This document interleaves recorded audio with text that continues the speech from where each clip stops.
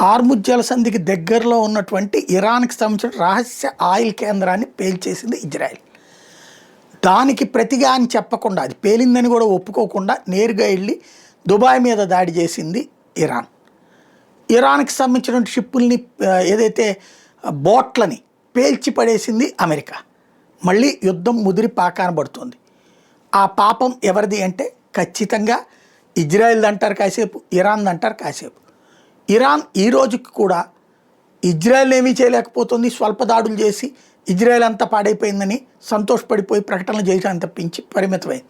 అదే ఇజ్రాయెల్ ఇంకా దాడులు కొనసాగిస్తాను, హిజ్బుల్లాని లేపేస్తాను, హమాస్ని లేపేస్తాను, హౌతీని లేపేస్తానే ఉంది. అక్కడ ఏ యుద్ధ విరమణ, ఏ కాల్పుల విరమణ జరగలేదు, నోటితో మాటలు తప్ప. అదే సందర్భంలో ఇరాను ఇజ్రాయెల్ ఏం చేయలేకపోతుంది, అమెరికాని ఏం చేయలేకపోతుంది. పక్కనున్న తోటి మిత్ర దేశాల మీద దాడి చేయడం గతంలో తప్పని చెప్పి మళ్ళీ అదే తప్పు మళ్ళీ చేస్తా ఆ దుబాయ్ వెళ్ళి అమెరికాని ఇజ్రాయెల్ని ఆపాలనేటటువంటి వింత విచిత్రమైనటువంటి కార్యక్రమం నడుస్తూనే ఉంది.